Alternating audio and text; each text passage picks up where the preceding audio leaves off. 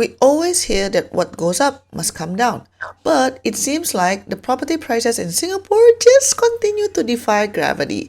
The idea of property prices in Singapore continuing to climb is a hot topic, and a recent analysis by DBS has really set people talking. The bank suggests that overall Singapore property prices could rise by another 35% to 55% by 2040. That is a big jump, and it's natural to wonder why this is expected and what it means for everyday Singaporeans. So why does DBS analysts forecast such a big rise? Well, they aren't pulling this number out of thin air. Their prediction is built on a few strong, long-term trends that are hard to ignore. Think of it as a supply and demand issue mixed with Singapore's continued success story. So the biggest driver is the overall health of Singapore's economy. DBS projects that Singapore's gross domestic product or GDP could more than double by 2040.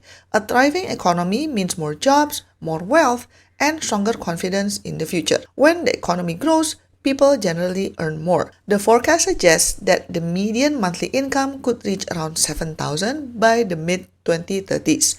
Higher incomes structurally support higher property prices, and simply put, if people can afford to pay more, prices tend to go up. More people needing homes and each family needing their own space creates intense demand. Singapore's population is expected to grow, potentially reaching about 7 million by 2040 or less than that. More residents naturally means more demand for housing. And then another thing to consider is shrinking household size. This is a subtle but powerful factor. In the past, it was common for 3 generations to live under one roof. Today, both young couples and older Singaporeans are increasingly choosing to live independently. This means a population of, let's say, 6.9 million will need significantly more separate homes than the same population did 20 years ago. And then another factor is land scarcity and new development. Singapore is a small island. Even with clever urban planning, land is very precious. There is a finite amount of land while the government is ramping up the supply. For example, they project up to 320,000 new homes by 2040, including new areas such as the former Paya Lebar Air Base. The scarcity keeps the long-term price floor high. And as the economy expands, the value of the land itself, the raw material for housing, tends to increase. This pushes up the development cost, which is eventually passed on to the buyer. So what are the implications? If DBS forecast holds true, the consequences are significant, especially for those who haven't owned their property yet. The first implication is affordability. This is the most immediate concern. A 55% price increase by 2040 means that many young Singaporeans getting onto the property ladder will become much harder. Even if wages go up, property prices increasing faster than income for a sustained period puts huge financial stress on first-time buyers and those looking to upgrade. And then another thing is wealth divide. Property is often the largest component of wealth for Singaporean households. If prices keep rising steeply, the gap between those who already own property and benefit from the rise and those who don't will continue to widen. The next implication is people would focus more on long-term buying and not flipping. The forecast suggests an average annual growth of 2 to 3%. This is a stable, consistent climb and not an explosive surge. For current owners, this confirms that Singapore property is an excellent long-term store of value and wealth compounding asset. And then the steady growth makes it less attractive for short-term flipping, which means buying and quickly selling for a massive profit, which is exactly what the government's cooling measures aim to prevent. And what are the implications to HDB flats? The DBS forecast covers the overall housing market, but it's important to remember that the government has much tighter control over HDB public housing prices. HDB affordability will remain to be the key. The government has repeatedly stressed that public housing must remain affordable. They will likely continue to use strong subsidies and policy tools to ensure that prices for BTO flats do not rise at the same pace as the overall market. And then there's upgraders' dilemma. However, the price of private property will still affect HDB owners who are looking to sell their flat and upgrade to a private condo, as the gap they need to pay will become larger. So what can slow down the price increase?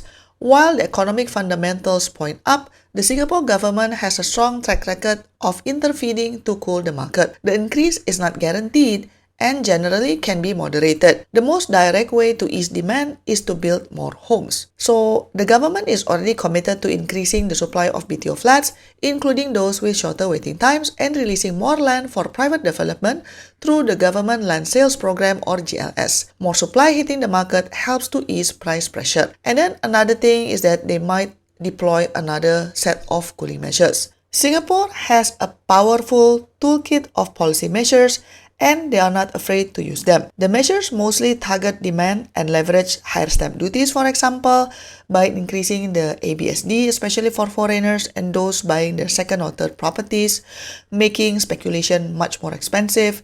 Another thing would be tighter lending rules. Measures like total debt servicing ratio or TDSR and lower loan to value or LTV limits ensure that people don't borrow too much. This makes it harder for buyers to push prices up by over leveraging and keeps the financial system stable. And then another thing is economic or global headwinds. The forecast is based on Singapore's continued success, right? But any major unforeseen global event could disrupt this. A significant worldwide economic slowdown or a major regional crisis could cause investment and capital to flee, drastically reducing demand. And a major shift in immigration policy or a move away from global trade could dampen Singapore's growth outlook, weakening the fundamental support for high prices. And then there are two other massive forces that might influence the property landscape even beyond 2040. The first one is the impact of aging population.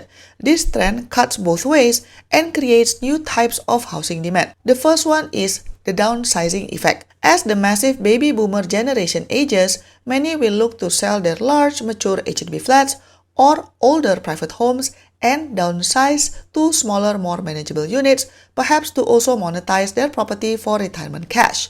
This could increase the supply of larger resale flats and potentially temper price growth in that specific segment. Another one is demand for specialized homes.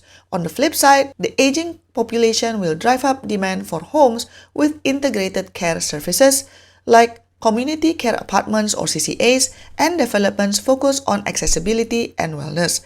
This creates a new premium segment of housing where prices may remain strong due to the added services and integrated facilities. Another factor would be massive infrastructure and decentralization projects. Where new infrastructure goes, property values follow. Singapore's long-term plan is not just to house more people, but to live better. The Land Transport Master Plan 2040 aims for a Singapore where 9 out of 10 peak-hour journeys via public transport are completed in 45 minutes, with all towns having 20 minutes towns, and this radical improvement in connectivity reduces the distance premium and could see property values rise significantly in areas that are currently considered far-flung, such as the north or west, as they become much more accessible hubs. And then we also need to think about new regional centers. Plans to develop new regional centers in areas such as Jurong Lake District and Woodlands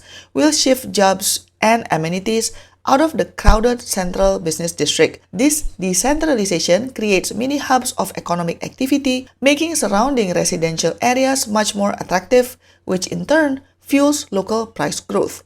The property in these new hubs will likely be highly sought after. And then we also have the redevelopment of the Paya Lebar Air Base. This huge land parcel will be freed up around 2030 and is said to be transformed into a new town of over 150,000 new homes. While it increases supply, it also opens up a massive opportunity for new high-quality urban living, creating a new benchmark for pricing in the East. So what's the key takeaway? The DBS forecast serves as a serious reminder that Singapore property is likely to continue its long-term upward trajectory driven by strong economic growth and complex demographic changes. For those planning to buy, the message is clear. Property is a long-term commitment.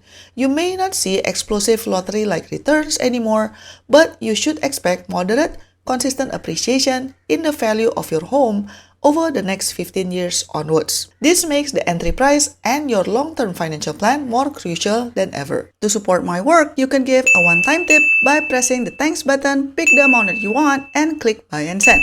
Or you can also press the join button for exclusive contents and monthly membership. Your support means a lot to keep us independent. Thanks for watching, and I'll see you in my next video. Bye bye.